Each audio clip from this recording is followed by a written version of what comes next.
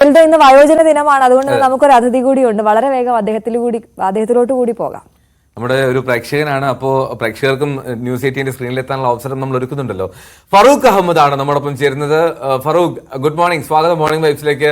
ഫറൂഖ് ഈ വയോജനങ്ങൾക്ക് വേണ്ടി പ്രവർത്തിക്കുന്ന വ്യക്തിയാണ് എന്ന് മനസ്സിലാക്കുന്നത്. എങ്ങനെയൊക്കെയാണ് ഫറൂഖിന്റെ പ്രവർത്തനങ്ങൾ? ഫറൂഖ്,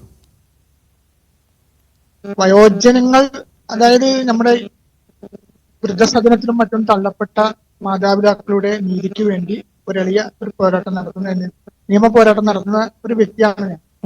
കഴിഞ്ഞ 10 വർഷത്തോളമായി അത് കണ്ണൂരിൽ വെച്ചിട്ടായിരുന്നു തുടക്കം കുറിച്ചത്. അപ്പൊ അത് സസ്നേഹം എന്നുള്ള പദ്ധതി വഴി 10-60 പേരെ പുനരധിവസിപ്പിക്കാനും സാധിച്ചു. ഇതിനെ തുടർന്ന് കഴിഞ്ഞ ഇതില്, അതായത് സാമൂഹ്യക്ഷേമ വകുപ്പ് മന്ത്രിക്ക് നിവേദനം കൊടുക്കുകയും അതിനെ തുടർന്നുള്ള ഒരു നിയമങ്ങളൊക്കെ ഇറക്കിയിരുന്നു. ഇപ്പൊ 2007 പാർലമെന്റിൽ ഒരു നിയമം പാസ്സാക്കിയിരുന്നത്. അപ്പൊ ആ നിയമത്തെ ഭേദഗതി വരുത്തിക്കൊണ്ട് പുതിയൊരു കരട് വിജ്ഞാപനം ഇപ്പം വരാൻ പോകുന്നുണ്ട്. അപ്പൊ ഓൾറെഡി അതിന്റെ കരട് വിജ്ഞാപനം വന്നതാണ്. പുതിയൊരു ഭേദഗതി ബില്ല് വരാൻ പോകുന്നുണ്ട്. അതിന്റെ കരട് വിജ്ഞാപനം വന്നതാണ്. ഇനി അടുത്ത് തന്നെ അതൊരു ബില്ല് പാസ്സാകും.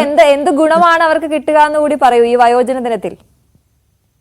വയോജന ദിനത്തിൽ എന്ന് പറയും, ഇത് വയോജന ദിനം എന്ന് പറയുന്നത് ഇത് ഒക്ടോബർ 1 ഒരു ഓർമ്മപ്പെടുത്തൽ ഇതിലുപരി മറ്റുള്ള ദിവസങ്ങളിലും ഈ സ്വന്തം മക്കളിൽ നിന്ന് പോലും കടുത്ത ക്രൂരതയ്ക്ക് ഇരയായിട്ടുള്ള എത്രയോ പേരുണ്ട്, എത്രയോ മാതാപിതാക്കൾ നമ്മുടെ സമൂഹത്തിൽ ജീവിക്കുന്നുണ്ട്.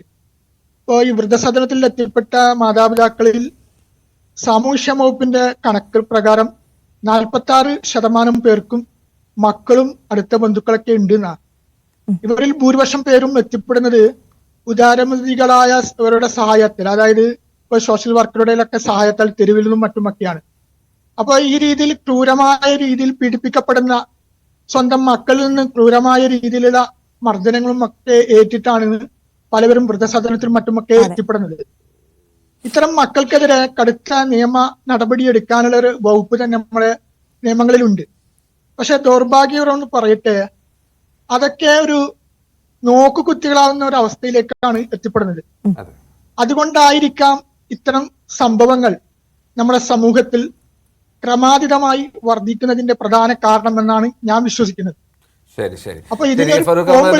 നമുക്ക് ഈ സമയത്തിന്റെ ഒരു പരിമിതി കൊണ്ടാണ് വളരെ പെട്ടെന്ന് ഇടപെട്ടത്. എന്തായാലും സന്തോഷം താങ്കളുടെ ഈ പ്രവർത്തനങ്ങളൊക്കെ ഇങ്ങനെ അറിയുന്നതിലും അങ്ങനെയൊക്കെ ചെയ്യാൻ കഴിയുന്നതിലും. ഇനിയും ഒരുപാട് മുന്നേറാൻ കഴിയട്ടെ ഈ മേഖലയിലും ആ പ്രവർത്തനവുമായിട്ട് മുന്നോട്ട് പോകാം. എല്ലാവിധ ആശംസകളും നേരുകയാണ്.